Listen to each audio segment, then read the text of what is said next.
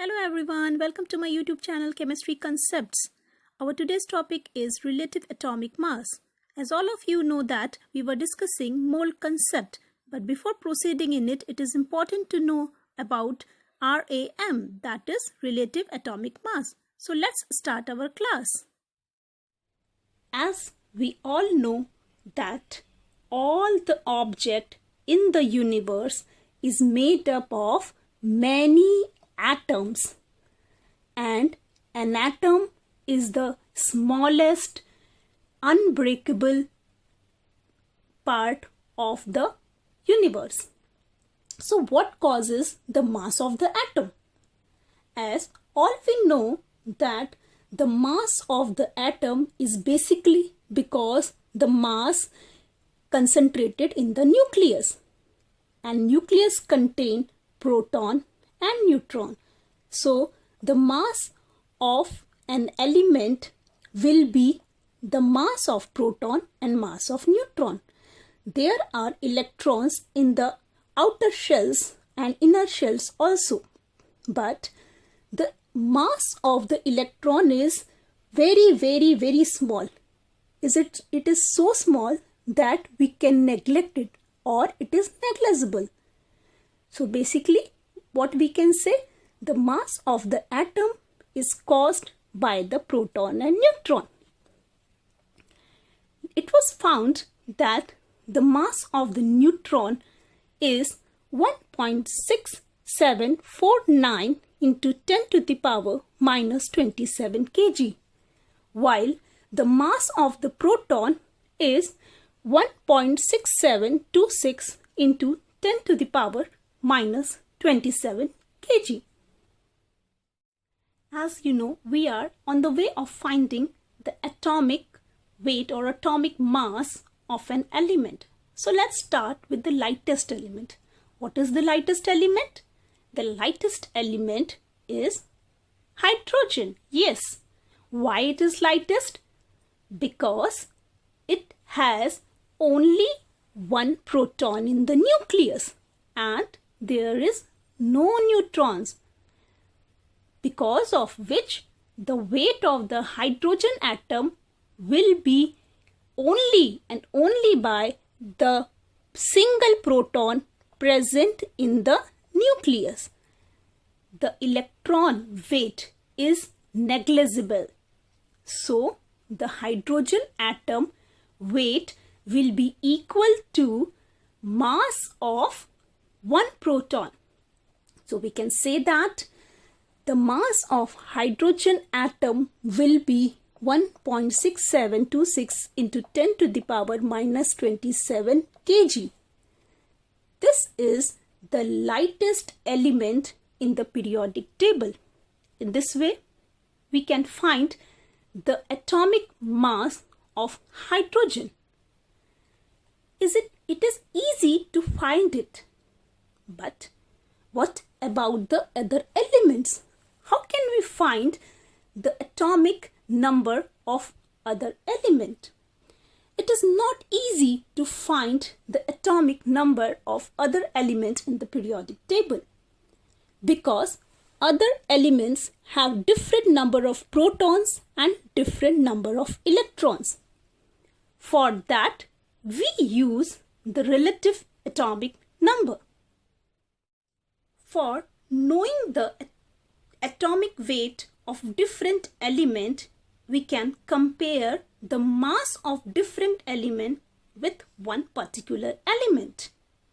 For that reason, relative atomic mass is used. That is, we relate the mass of any element with standard element, or we can say standard atomic mass of an element. Let's understand what exactly is standard atomic mass of an element, which is taken as a reference or which is taken to relate the atomic mass of other element. For this, let's discuss this example. Let's collect some mangoes in a bag. See this? This mango bag contain some pieces of mango. Now, what is our requirement? Our requirement is 1 kg of mango. It means I want 1 kg of mango. What we need for that? We need a weighing scale. Do you know the weighing scale? You have seen? Yes. So, we can weigh in weighing scale. For that, you have to put 1 kg weight, which is standard 1 kg weight. It might be some big stone which is of 1 kg or some substance which is of 1 kg. And on the other side, you have to put your bag. Now, if you find that the bag is lighter than this, what we have to do? We have to add some other mangoes. Now add some other mangoes. By adding some other mangoes, like 1 or 2 mangoes, we can see that both the sides now in equilibrium. It means the number of mangoes present in this side will be definitely weight 1 kg. It will be of 1 kg weight. This concept is clear in your mind? Likewise, we need standard weight, as here it is this. Likewise, we need standard weight to weigh the mass of element. It means you can put a mass of element which you have to find the atomic mass and the standard element on the other side.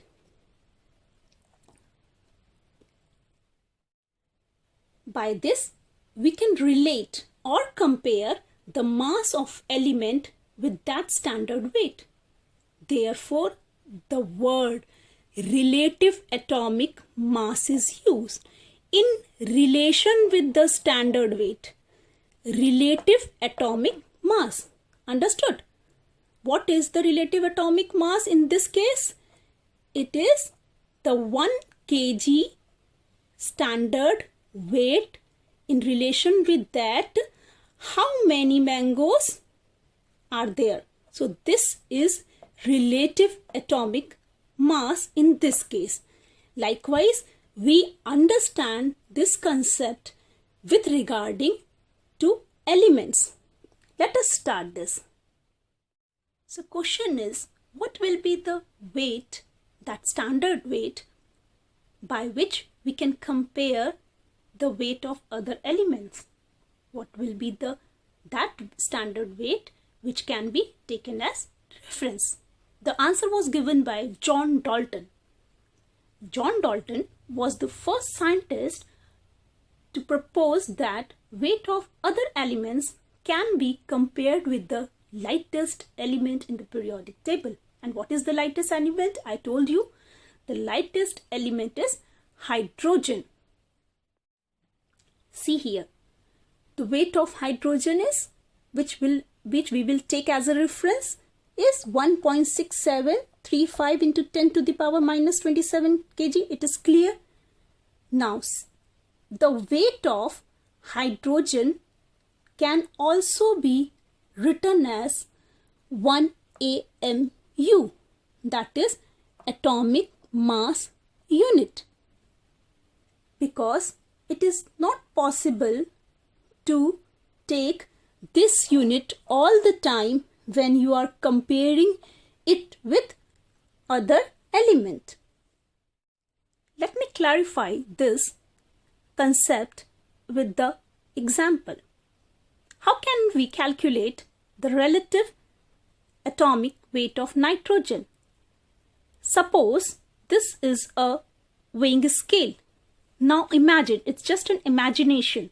Now imagine you are putting one nitrogen atom at one side. Then you have to put the standard weight, which is our case, we have taken hydrogen. According to John Dalton, it is standard for weighing the RAM of other element. RAM is relative atomic mass. So put one atom of nitrogen on one side and put atomic mass unit on another side. So you will find that there will be 7 AMU or 7 hydrogen atom or 6.735 into 10 to the power 27 kg of weight is required to make it balance. So what we can say? We can say that in relation with the hydrogen atom or in relation with the AMU or in relation with this weight, the relative atomic weight or relative atomic mass of nitrogen atom is 7 AMU. Take another example. It is found that helium has atomic mass 4 AMU. What does it mean? It means if you imagine a balance scale, then there will be one helium atom on one side and 4 hydrogen atom or 4 AMU or 1.6735 into 10 to the power minus 27 kg weight on another side. It means we can conclude that helium is 4 times heavier than hydrogen atom. It is comparison, it is reference, it is relation. So that's why this is called relative atomic mass of helium. Understood? I hope by imagining this weighing scale, you can understand the whole idea. This gives you the idea of how much times the element is higher or heavier than the weight of one hydrogen atom or one AMU. We can find out the relative atomic weight as follows. See, this is H2O, water. In this, we have to find out the RAM of oxygen. For that, we have to add mass of hydrogen plus mass of hydrogen, another hydrogen. It comes out to be both, it's come out to be 18 AMU. It means mass of hydrogen, then mass of another hydrogen, then mass of oxygen. It's come out to be 18 AMU. It means 18 atomic mass unit is required for this measurement. By this, we can calculate the RAM of oxygen. It comes out to be 1 plus 1, 2. 18 minus 2 is equals to 16 AMU. Now, we can say that oxygen has relative atomic number 16 AMU. It means it is 16 times heavier than hydrogen atom. You can further understand this concept by imagine each AMU or each hydrogen atom as a piece of cake. So there are 16 pieces of cake in one side and on another side there is only one big piece of cake. This equilibrium suggests us that this bigger piece of cake is 16 times heavier than a single piece of cake. It means if we come into the our concept of oxygen, it means the oxygen atom, the mass of each oxygen atom will be 16 times the mass of hydrogen atom. That's why RAM of oxygen will be 16. But there was a drawback of taking the hydrogen as standard. And what was that drawback? The drawback was that it does not react with most of the element. as you saw in our previous example of H2O, how we correlate the oxygen and hydrogen, because hydrogen combines with oxygen to form the H2O. There is a drawback that hydrogen does not react with most of the element. So later, scientists switch over some other element. And what was that element? Previously it was oxygen, and after that, finally they have taken carbon-12 as a standard. So what was the advantage? Why carbon-12? Why not H? Why not hydrogen? There was following advantage.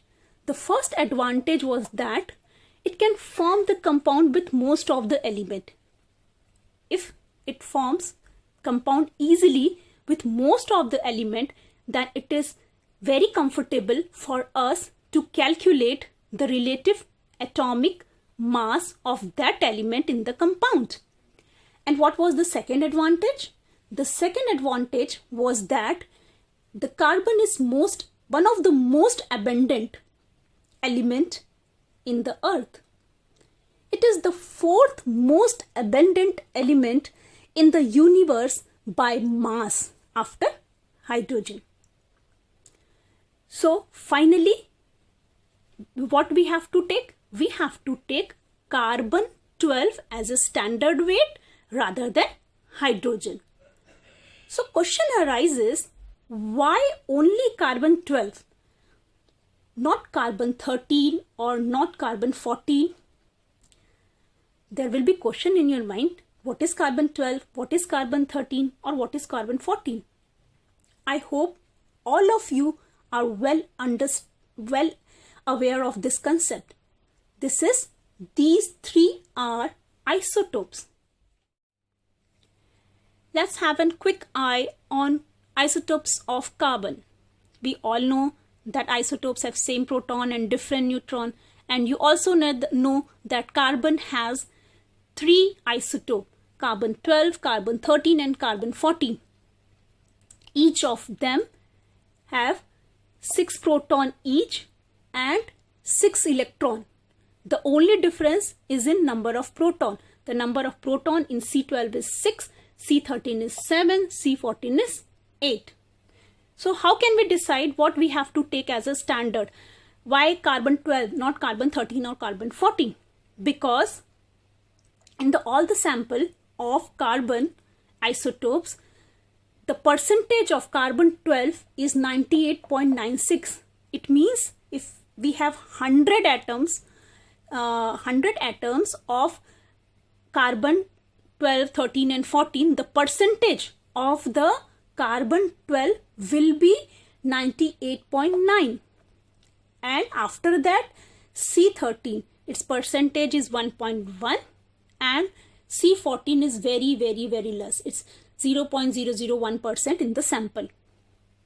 So finally, what we have to take? We have to take carbon-12 as a standard weighing unit. But it is found that if we take whole carbon-12 element, it will become little difficult to calculate the relative atomic weight of some lighter element, because lighter element have very less amount of weight compared to carbon-12. So what is the solution? As it was plus point in hydrogen. Remember, hydrogen has the lightest element, but there was many drawback also. So we have targeted that we have to take a midway. And what is that midway? The midway is that take carbon-12 and make it equal to the weight of one hydrogen atom. Suppose this is whole carbon-12. You have to take a piece of carbon-12 which will be equal in weight of mass of hydrogen, that is 1.67 into 10 to the power minus 27 kg. So finally it is found that 1/12, if this is whole carbon-12 atom, its 1/12 portion weight is equal to the weight of one mass of one hydrogen mass, or 1.67 into 10 to the power minus 27 kg, which is the lightest weight for the comparison. And earlier also we know that this whole number is equal to 1 atomic mass unit, 1 AMU. For standard, now we take 1/12 of carbon 12 on one side and then the element on another side, which RAM is to be calculated. Again, take the example of helium for understanding the concept. I told you helium is 4 times heavier than hydrogen atom. Now we have taken carbon 12 as a standard. So what we can say? We can say that 1/12 of C12, there will be 4 unit of 1/12 of C12 atom, which will make one weight of or mass of one helium atom.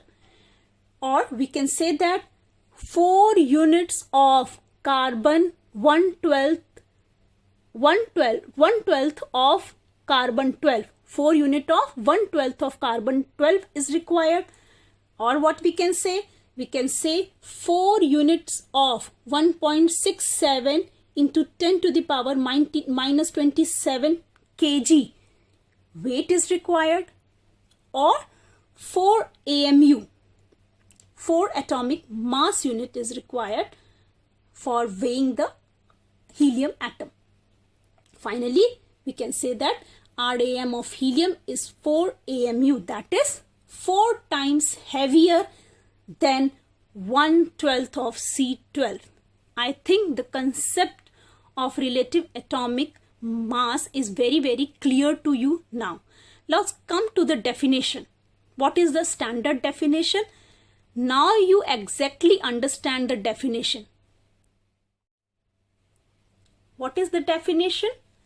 If this is an element which relative atomic mass is to be identified, then what we can say? The definition is the relative atomic mass of an element is the mass of one of its atoms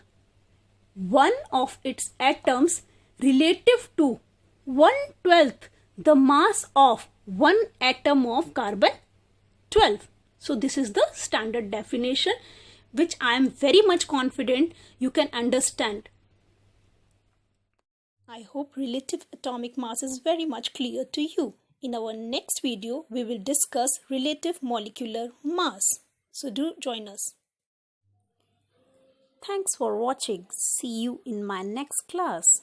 Please like, share and subscribe my channel.